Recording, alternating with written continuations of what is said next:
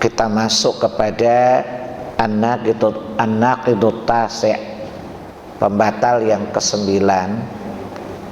Man i'taqada anna ba'dhan nasi yasa'ul khuruj an syari'ati Muhammadin sallallahu alaihi wasallam, ya, kama wasi'al khuruj an syari'ati Musa alaihi salam, fahuwa kafir.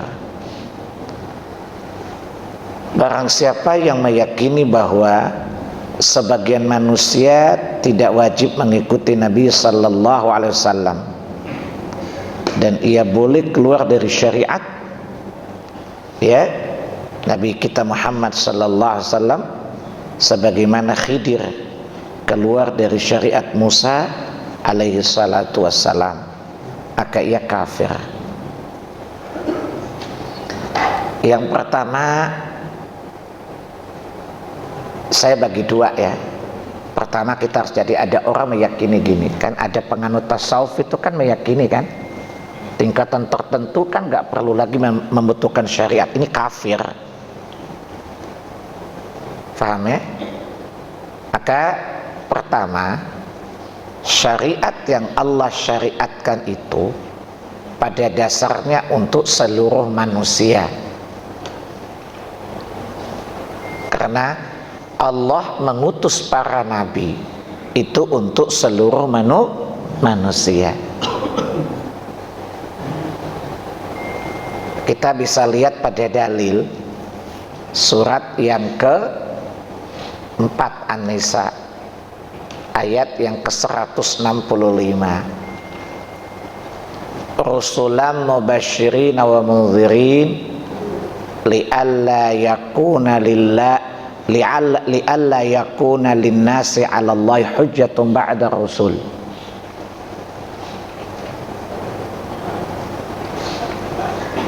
Surat 4 An-Nisa ayat yang ke-165.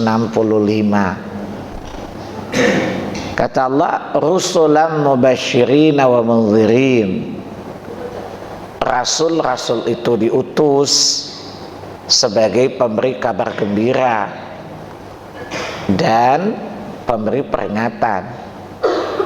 Li'alla yakuna linnasi 'alallahi hujjatun ba'da rasul, agar manusia pada hari kiamat tidak membantah Allah setelah sampai kepada mereka hujah Allah, yaitu para nabi.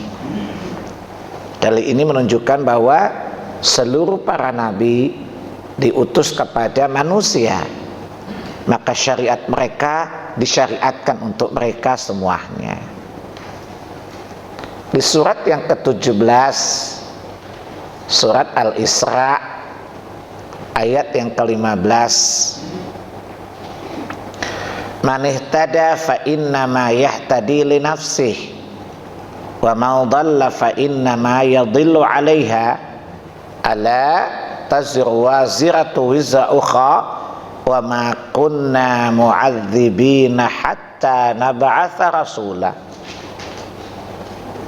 Pada ayat tadi Allah mengatakan, siapa yang mengikuti petunjuk, siapa yang berbuat sesuai petunjuk, maka kebaikan dari petunjuk itu untuk dirinya sendiri. Wa man dhalla fa innama yadhillu 'alaiha. Siapa yang memilih sesat, memilih kesesatan, maka kesesatan itu bahayanya bagi dirinya sendiri. Ala taziru waziratu wizra ukhra, dan kamu tidak dimintai pertanggungjawaban atas dosa orang lain.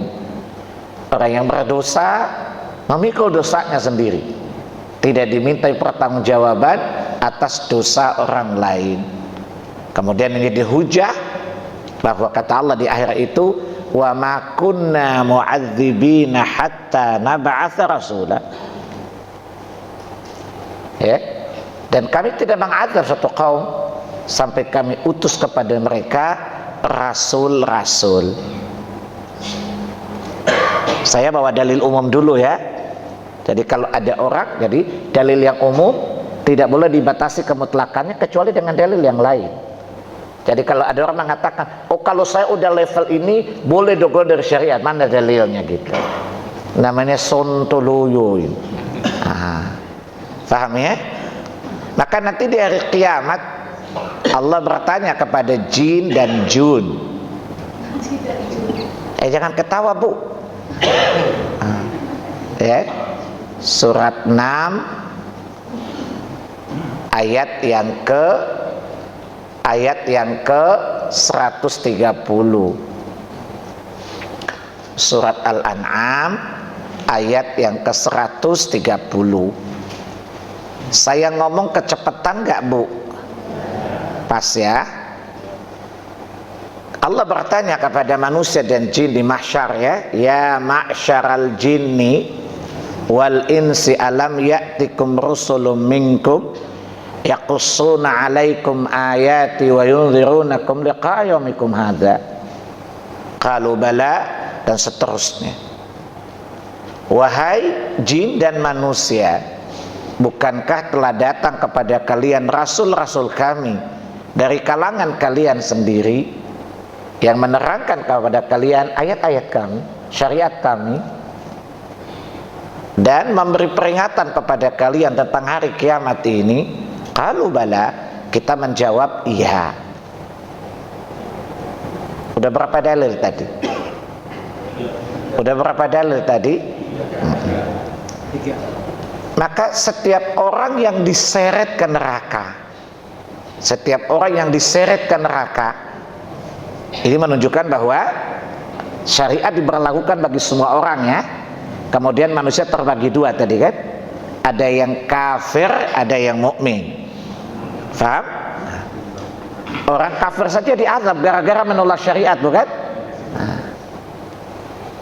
Wasiqal ladzina kafaru ila jahannama zumara hatta idza ja'uha futihat abwabuha wa qala lahum khazanatuha alam ya'tikum rusulun minkum yaqussuna 'alaikum ayati rabbikum wa yunzirunakum liqa'a yaumikum hadza.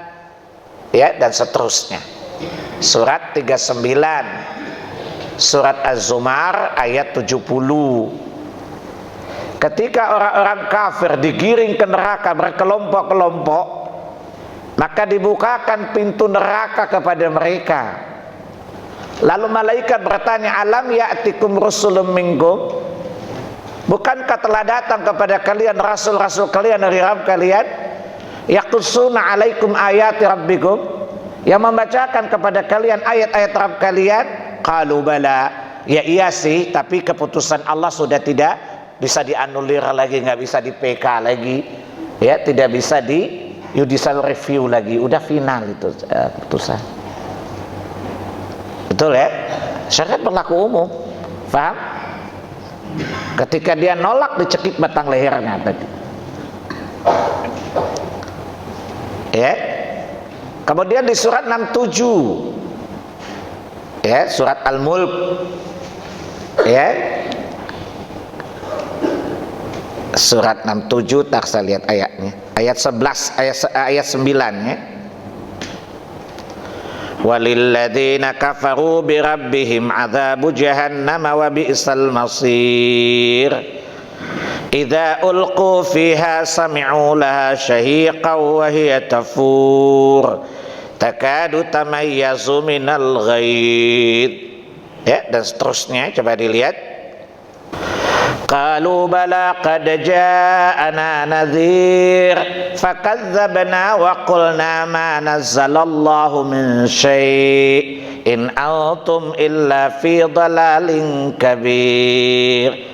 Wa qalu law kunna nasma'u aw na'qilu ma kunna fi ashabis sa'ir fa'tarafu bi dzambihim fasuhqan li ashabis sa'ir.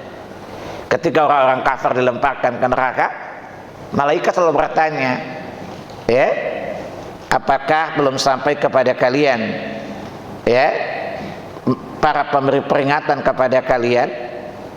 Ya, malaikat selalu bertanya apa? Ya, kullama ulqiya fiha faujun sa'alahum khazanatuha alam ya'tikum nadhir. Apakah belum pernah ada orang yang datang memberi peringatan kepada kalian sewaktu di dunia? Qalu bala, ya benar udah ada. Qad ja'ana, ya telah datang kepada kami, ya nadhir, seorang pemberi peringatan. Fakadzabna, dan kami dustakan dia. Ya, wa qulna ma nazalallahu min syai'. Kami katakan Allah tidak pernah menurunkan apa-apa pun. Mereka mengingkari.